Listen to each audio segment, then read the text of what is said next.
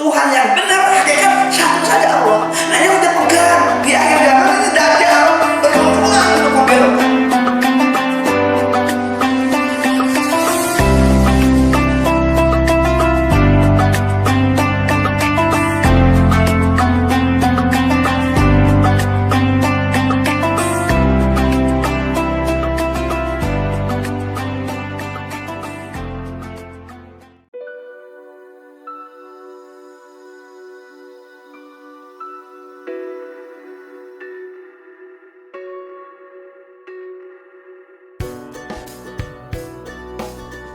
Kedengkian di antara mereka.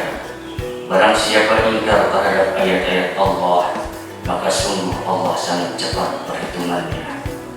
Kemudian jika mereka membantah engkau Muhammad, katakanlah, aku berserah diri kepada Allah, dan demikian pula orang yang mengikutiku. Dan katakanlah kepada orang-orang yang telah diberi kitab dan kepada orang-orang buta huruf, sudahkah kamu masuk Islam? Jika mereka masuk Islam, berarti mereka telah mendapat petunjuk. Tetapi jika mereka berpaling, maka kewajibanmu hanyalah menyampaikan, dan Allah Maha melihat hamba-hambanya. Sesungguhnya orang-orang yang mengingkari ayat-ayat Allah dan membunuh para nabi tanpa hak atau alasan yang benar, dan membunuh orang-orang yang menyuruh manusia berbuat adil, sampaikanlah kepada mereka kabar gembira, yaitu azab yang pedih. Mereka itulah orang-orang yang sia-sia pekerjaannya di dunia dan di akhirat, dan mereka tidak memperoleh penolong. Tidakkah engkau memperhatikan orang-orang yang telah diberi bagian kitab Taurat? Mereka diajak berpegang pada kitab Allah untuk memutuskan perkara di antara mereka. Kemudian sebagian dari mereka berpaling serta menolaknya.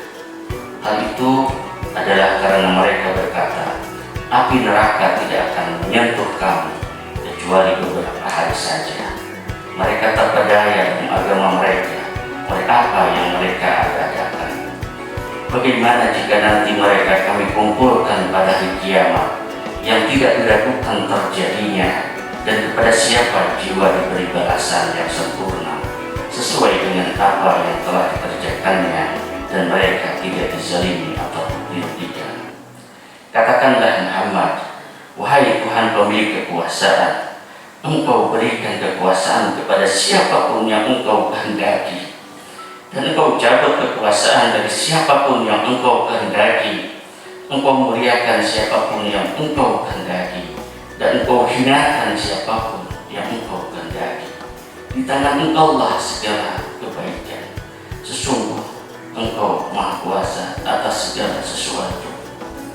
Engkau masukkan malam ke dalam siang, dan engkau masukkan siang ke dalam malam, dan engkau keluarkan yang hidup dari yang mati, dan engkau keluarkan yang mati dari yang hidup, dan engkau berikan rezeki kepada siapa yang engkau kehendaki tanpa perhitungan. Maha benar Allah dengan segala firman. Bismillahirrahmanirrahim. Assalamualaikum warahmatullahi wabarakatuh. Alhamdulillahirabbil alamin. Wassalatu wassalamu ala asyrofil anbiya'i wal mursalin sayyidina wa habibina wa syafi'ina wa maulana Muhammad wa ala alihi wa ashabihi ajma'in, amma ba'd. Segala puji bagi Allah. Alhamdulillah, pagi ini kita kembali bersilaturahim. Tadinya jarak jauh, sekarang jarak dekat. Tadinya online, sekarang offline. Mudah-mudahan nanti tidak ada lagi kerenggangan, tapi juga ada kerapatan dalam sholat. Amin. Hadirin rahimakumullah, kita sama-sama sudah menyimak ayat Al-Quran sudah dibacakan, terjemah pun sudah dibacakan oleh Ustaz kita, Ustaz Hasanuddin. Sekarang kita sama-sama akan membahas isi pesan atau kandungan. Ayat 19 Inna dina, sesungguhnya din, indallahi, menurut Allah, al-Islam, adalah Islam. Apa maksudnya? Din bisa dijelaskan secara umum itu memiliki 5 komponen. Saya jelaskan secara umum dulu istilah agama umum. Pertama, memiliki sistem kepercayaan. Kedua, memiliki sistem ritual. Ketiga, memiliki sistem sosial.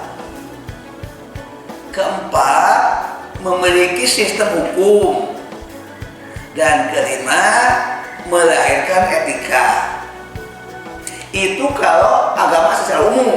Tapi Islam punya istilah, nggak usah kayak itu. Yang 5 tadi itu sistem kepercayaan dalam Islam dinamakan iman, melahirkan akidah atau tauhid. Sistem ritual ibadah. Sistem sosial itu muamalah. Sistem hukum syariah. Sistem etika itu akhlak. Gitu. Nah, menurut Allah hanya ada satu agama. Jadi bisa dirumuskan singkatnya, satu Tuhan, satu agama. Hanya satu. Tuhan satu, agama satu. Yang banyak itu nabi dan rasul. Kita mungkin ada 3, 4. Taurat, Zabur, Injil, Al-Quran. Bagaimana penjelasannya? Ya, sistem keyakinan tadi, akidah yang itu yang betul, itu yang dari Allah. Karena Allah yang menciptakannya. Kemudian Allah membuat din ini.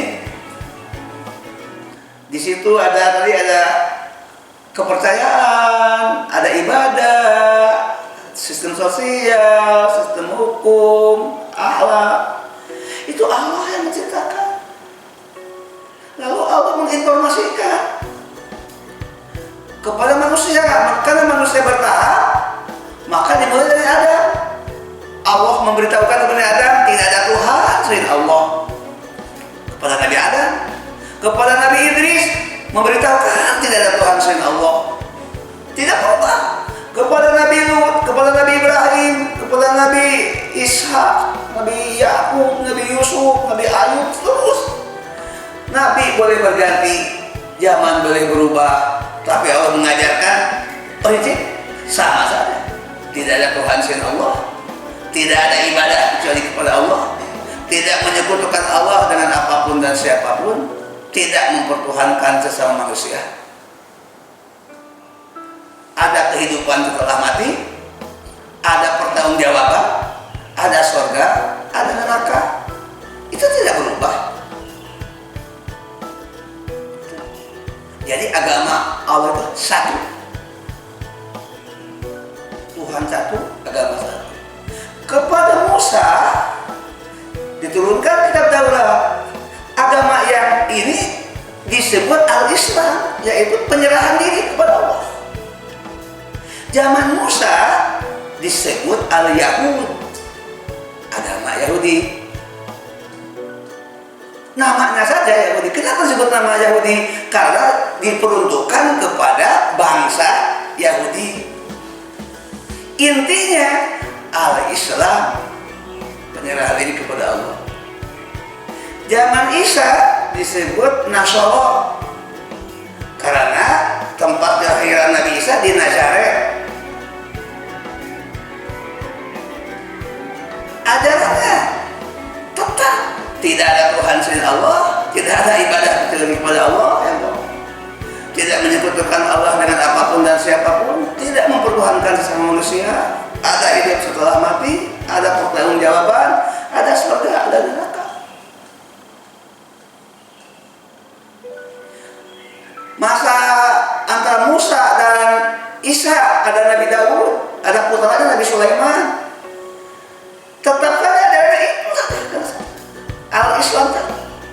yang rinciannya. Tuh.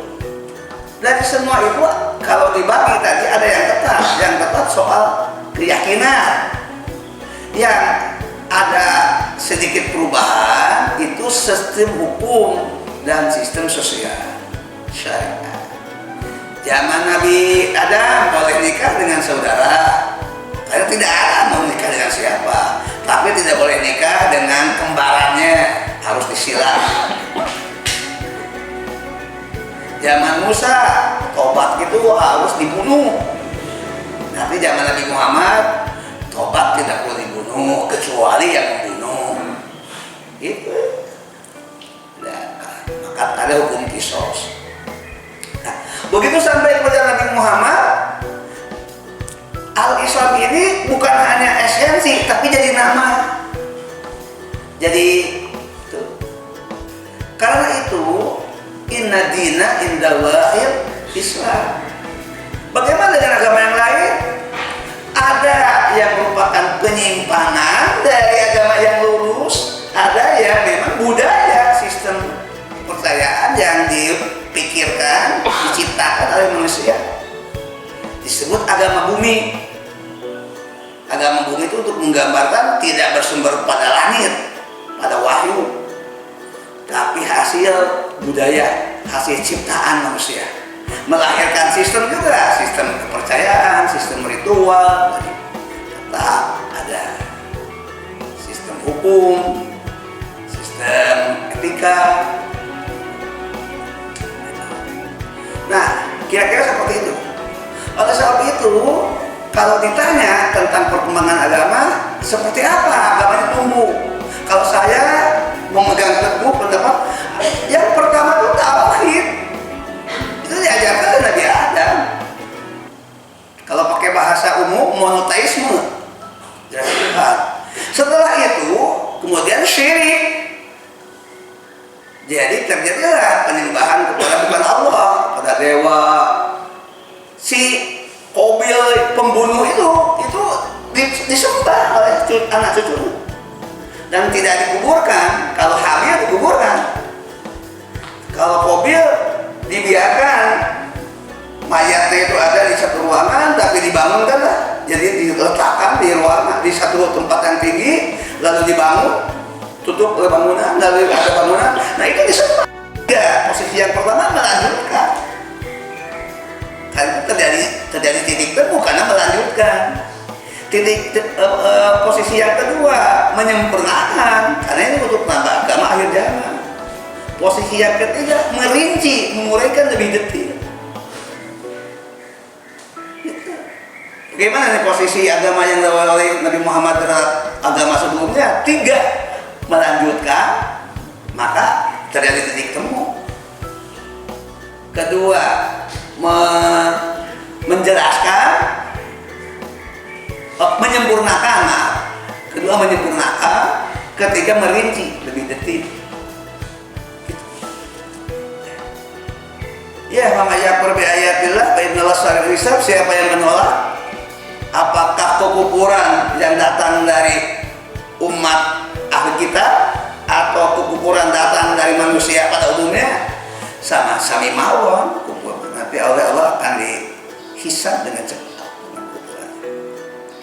Ayat 20 itu menginformasi oleh Nabi, fa in hajuka, apabila mereka membantah. Yahudi membantah, orang-orang Mekah yang bukan ahli kitab membantah, ini membantah Muhammad bukan nabi, Al-Quran bukan wahyu, Islam bukan agama yang benar. Itu bantahan. Apa yang harus dilakukan? Katakan kepada mereka, aslam, aku tetap berserah diri, wajiyah, menghadapkan wajahku kepada Allah. Demikian juga orang-orang yang mengikutiku. Artinya di sini harus istiqomah.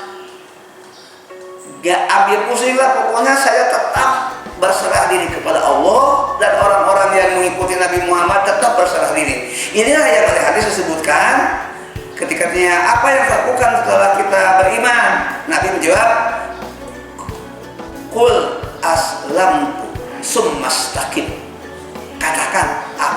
diri kepada Allah, kemudian beristiqomah. Nah itu hadisnya, ini ayat. Nah, terhadap membantah. Jadi terhadap membantah itu ada dua strategi. Strategi pertama, hadapi, jelaskan apa saja poin yang dibantahnya. Strategi yang kedua, kokoh saja, yakin. Nah kita ikut Nabi begitu. Kalau sanggup jelaskan, lawan.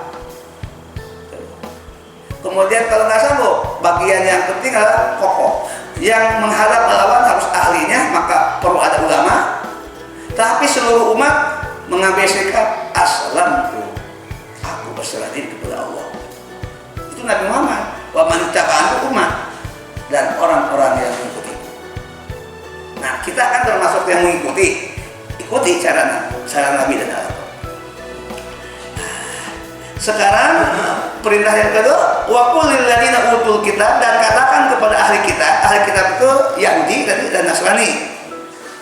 Wal ummiyin ini artinya tidak bisa tulis baca. Tapi yang dimaksud ummiyin di sini orang-orang Mekah yang menyekutukan Allah. Mereka tidak terhubung, bukan mereka bukan Yahudi, bukan Nasrani. Nah, itu.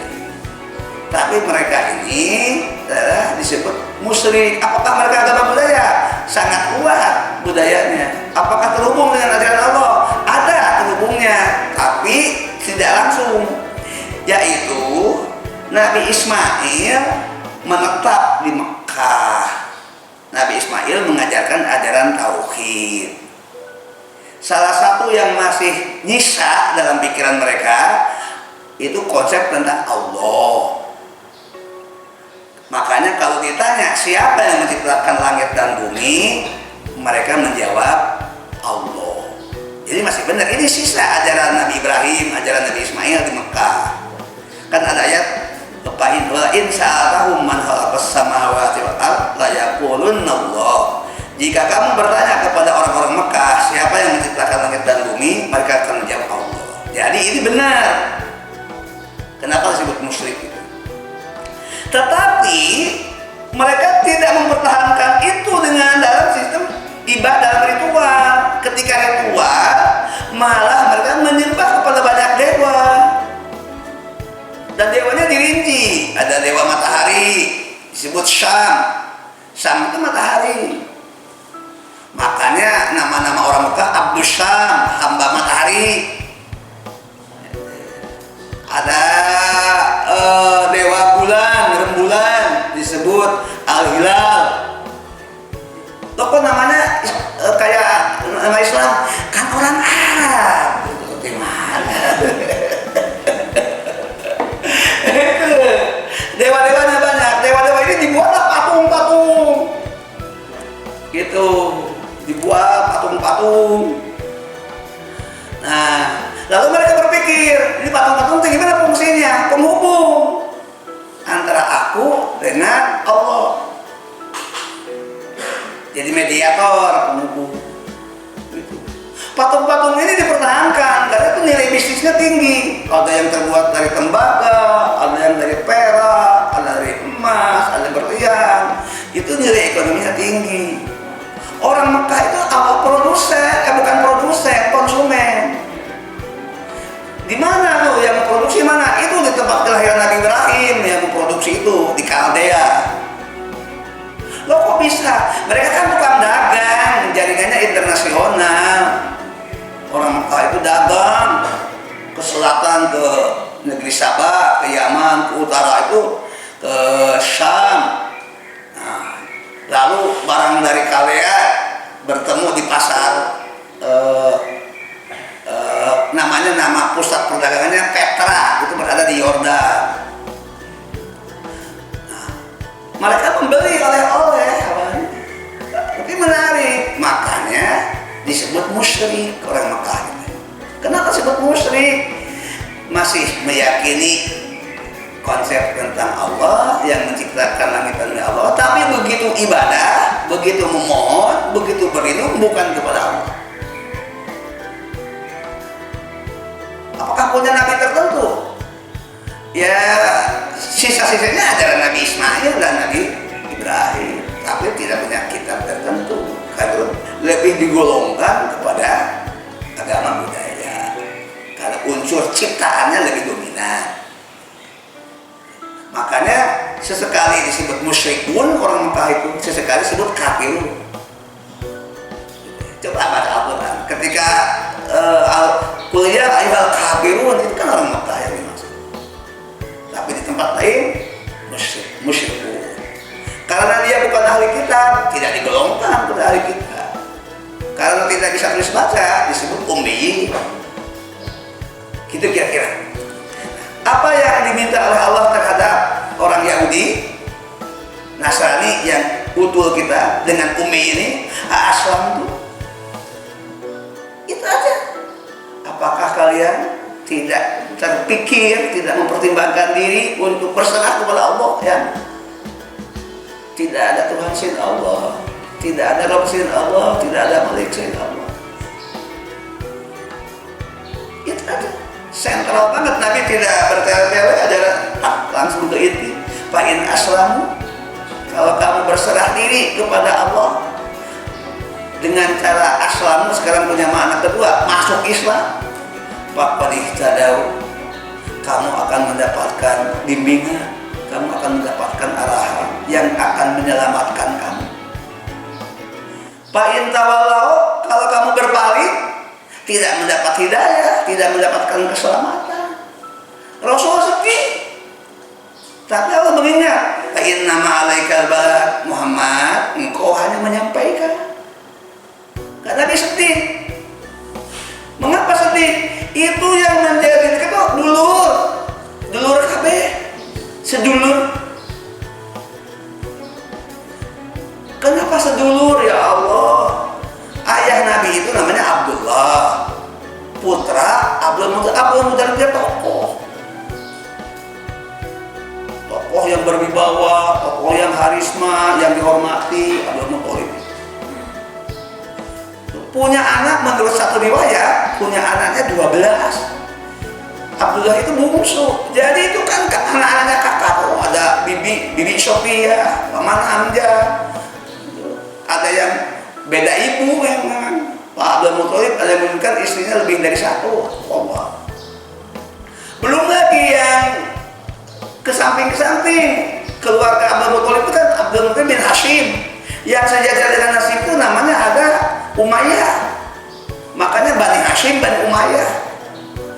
Dulu itu Bani Umayyah banyak. Jadi Nabi berhadapan dengan dulur kabeh. Ada yang dulur dekat. Nah, dulur ini terbagi dua sikapnya. Yang beriman dikit, yang kufur banyak. Yang kufur juga terbagi dua. Ada yang kufur benci banget kayak bukan dulur. Itu walahan kalau orang Sunda itu. Sama istrinya. Pak De Lahab. Abu Lahab, kalau disebut Abu Pak De. Nabi Muhammad caranya panggilnya Pak De. Kalau di Jogja itu benci banget, total nggak ada kemanusiaannya. Aduh, makanya diabadikan jadi nama surat. Tapi masih ada yang baik, yang tetap menyayangi, melindungi. Itu Mang Tholib, Uwak Tholib. Nah, dia baik, dia berpikir itu kan anaknya Abdullah kan adekku, bapakku sayang banget sama Abdullah. Udah gitu meninggal bapaknya ketika Muhammad masih dalam kandungan ibunya. Jadi ada kemanusiaannya dikit, tapi soal keyakinan tetap ada tidak mau. Bedanya tipis. Kalau Mang Lahab total penolakannya kapal. Kalau Mang Tholib sedikit Wah kabeh Wah Tholib, Wah Lahab. Gitu kira-kira. Nah, maka Nabi sedih. Karena Nabi sedih, Allah menghibur. Fa inna ma'alaikal balagh Muhammad, engkau tidak berkewajiban membuat mereka menerima. Engkau kami menyampaikan. Itu. Nah, kira-kira seperti ayat 21 singkat saja. Ini sedang menceritakan kelakuan Yahudi. Pertama, mereka kufur terhadap Allah, yaitu mengingkari Al-Quran. Al-Quran dianggap bukan wahyu, Islam bukan agama yang benar, Muhammad bukan nabi, bukan rasul. Yang kedua, dulu leluhur mereka di zaman Nabi Musa dan sebelumnya membunuh para nabi. Salah satu nabi yang dibunuh itu Nabi Yahya. Lalu mereka juga membunuh orang-orang yang para ulama yang lurus, yang memerintahkan kepada kebaikan, oleh mereka dibunuh. Jadi mereka itulah kufur kepada Allah, membunuh nabi, membunuh ulama yang memerintahkan yang amar ma'ruf nahi munkar. Itu karakter Yahudi. Apa kata Allah di ayat 22? Itu kebaikannya sia-sia di akhirat. Kenapa kebaikannya sia-sia? Jawabannya satu, karena dia kufur kepada Allah. Kalau begitu, cukup banyak ayat yang menjelaskan kebaikan orang-orang yang tidak meyakini tidak ada Tuhan selain Allah. Kebaikan orang kafir itu sia-sia. Karena orang kafir ada yang sangat manusiawi, jadi dermawan, pejuang kemanusiaan. Itu ayat kedua seperti itu.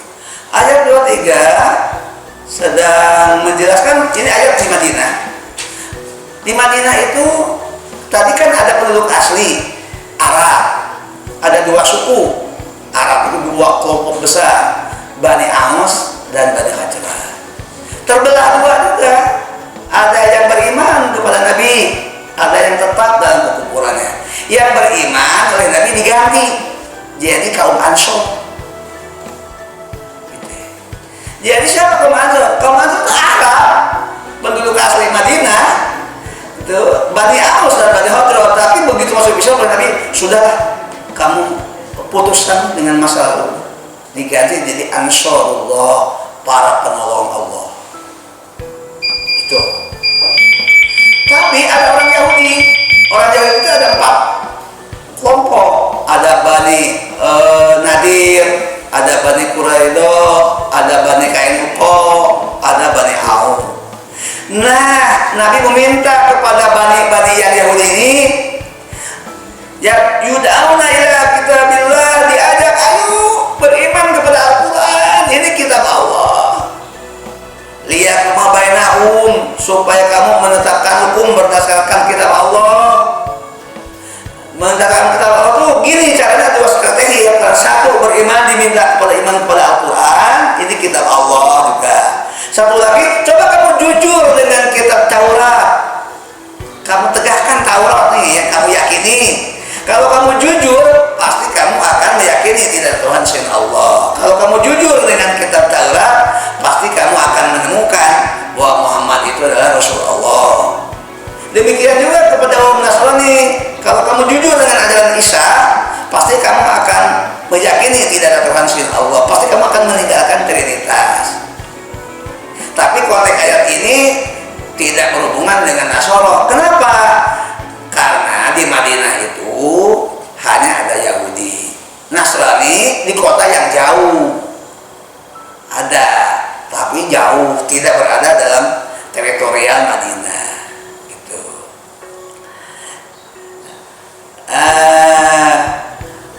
Lalu terbagi dua.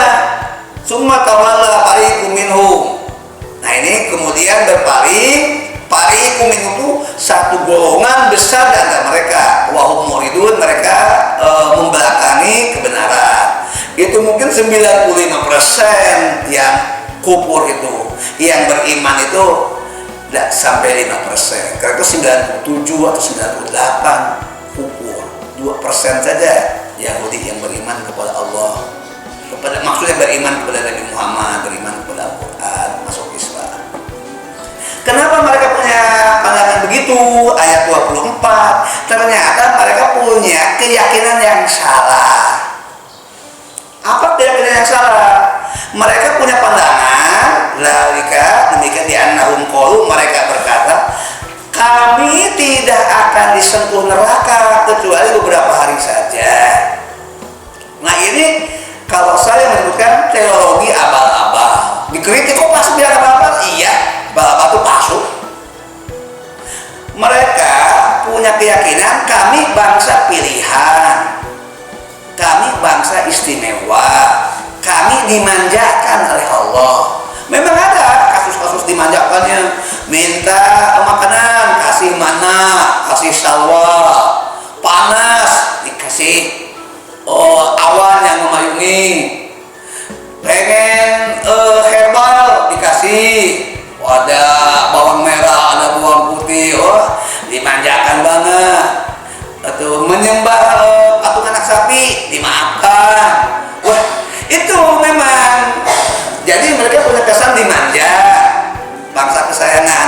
Maka mereka punya peluang, kalau kami masuk neraka, kami hanya beberapa hari. Tuhan nangis, kenapa bangsa kesayangannya masuk neraka? Dia katakan, pagi kami masuk neraka, sebelum maghrib kami sudah dibebaskan. Gitu, maka mereka tidak takut dengan keguguran. Nah ini keliru, ini abal-abal. Gitu, keyakinan ini keyakinan abal-abal. Sampai sekarang beberapa Yahudi masih punya keyakinan begitu. Nah, Al-Quran mengatakan wa gharrahum fi dinihim, itu mereka tertipu. Gharrah itu sama dengan tipuan, bujukan. Gharrah, tertipu mereka dalam beragama.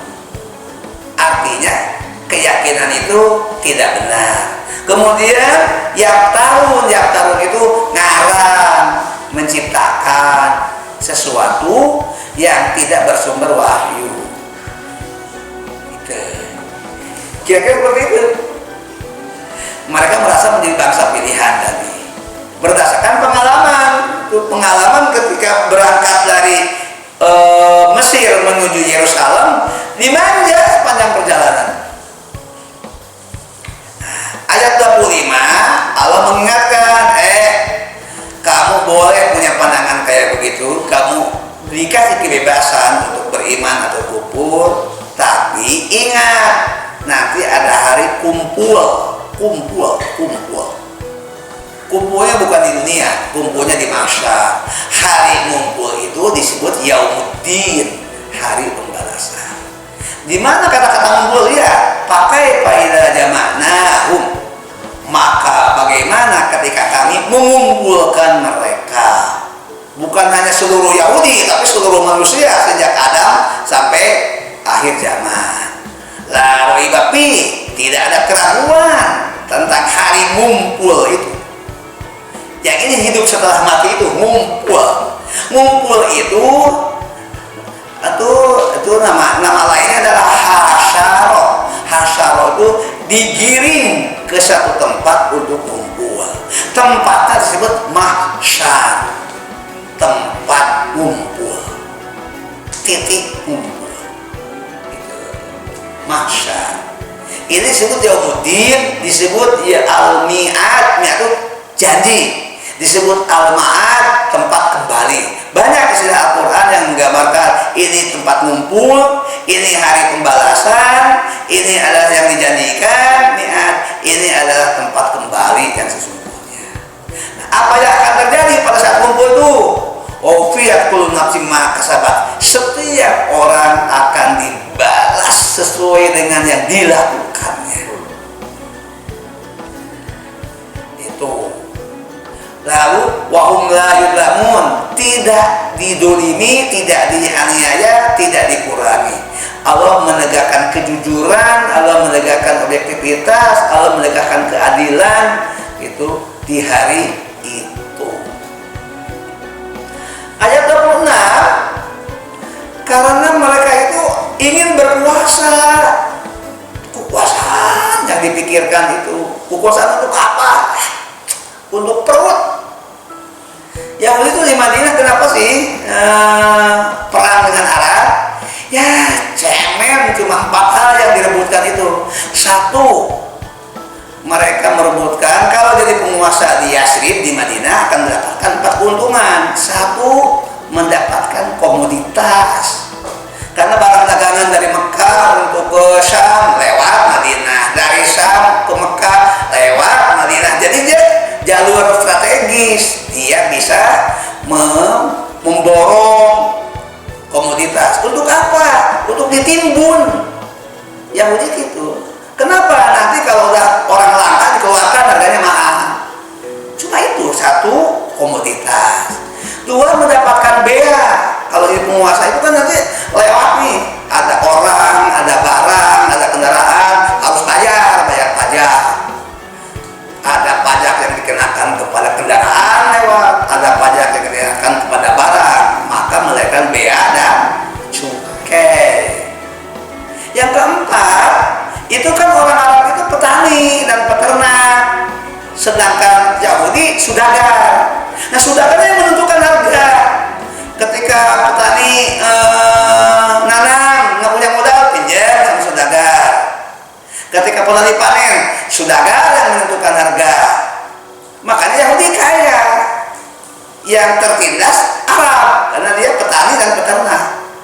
Cuma itu yang dicari.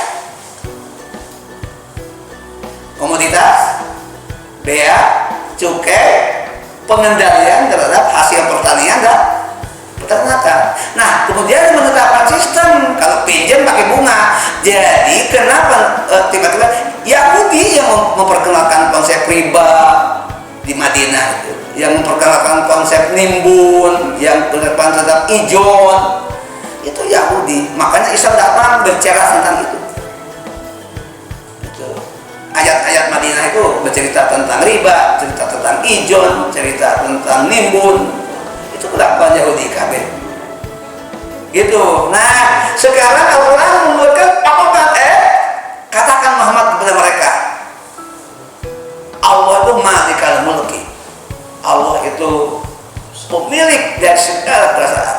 Allah memberikan kekuasaan kepada orang yang Allah kehendaki. Allah mencabut kekuasaan dari orang yang Allah kehendaki. Allah muliakan orang yang Allah kehendaki. Allah hinakan orang yang Allah kehendaki. Nah, ini kalau Abdul A'la Al-Maududi, ulama dari Pakistan, dulunya India, sampai kepada kesimpulan yang benar dalam bernegara itu kedaulatan Tuhan. Kedaulatan itu yang berkuasa itu Allah. Allah memberikan kekuasaan kepada orang sepanjang Allah suka. Tapi Allah bisa mencabut, Allah bisa memuliakan, Allah bisa menghinakan. Karena itu Abdul A'la bukan kedaulatan rakyat, tapi kedaulatan Tuhan. Yang lain iya kedaulatan rakyat, tapi rakyat pun juga dari Allah. Gitu. Yang ini satu teori Abdul A'la, kedaulatan Tuhan benar. Kalau saya menemukan iya, tapi yang lain bisa menerima kedaulatan rakyat. Toh rakyat pun juga dari Allah. Ayat 27 untuk menunjukkan saja bahwa Allah berkuasa. Allah malam dan siang itu sebagai saling berganti, saling memasukkan dan sistemik, tidak bisa dipisahkan sepanjang bumi ini teratur. Maka Allah memasukkan malam ke dalam siang. Nah, sekarang pagi nih, Allah memasukkan malam, malamnya berlalu, siang datang. Nanti maghrib memasukkan siang ke malam. Jadi saling menutupi, karena berdasarkan peredaran matahari, peredaran bulan. Itu apa dampaknya? Satu, Allah berkuasa. Dua, itu ada hukum alam. Ketiga, ada keteraturan. Berkuasa, hukum alam, keteraturan. Itu. Tapi sampai kapan itu? Sampai Allah nanti menghancurkannya sendiri. Kemudian Allah yang menghidupkan. Tapi bagaimana Allah menghidupkan? Allah buatlah hayya minal mayyit. Allah mengeluarkan makhluk hidup dari benda mati, tapi juga mengeluarkan yang mati dari yang hidup. Salah satu praktikum sederhana katanya, masukkan makanan-makanan bekas ke dalam sebuah botol begini, tutup, tidak ada makhluk hidup, simpan berapa lama, ternyata ada makhluk hidup tumbuh dari. Nah, ini contoh mengeluarkan yang hidup dari yang mati. Semuanya untuk menggambarkan Allah berkuasa. Mengapa kalian kekeh mempertahankan teologi abal-abal? Mengapa kalian hanya merebut urusan dunia, urusan komoditas, urusan bea, urusan cukai, urusan nimbun, urusan harga, semuanya untuk kepentingan kamu. Padahal Allah menciptakan tadi penerbangan baru. Apakah yang memeluk Islam tidak urusan dunia? Iya, kan agamanya untuk kehidupan dunia. Jadi berislam itu dunia terpenuhi, akhirat insya Allah aman. Saya kira sudah sampai dulu dan ini sudah kerangkum mudah-mudahan dari ayat 19 sampai 27 cukup berat untuk merangkumnya. Alhamdulillah Allah memberikan kemudahan untuk menjelaskan. Kita masih punya waktu sampai dulu. Sampai dulu.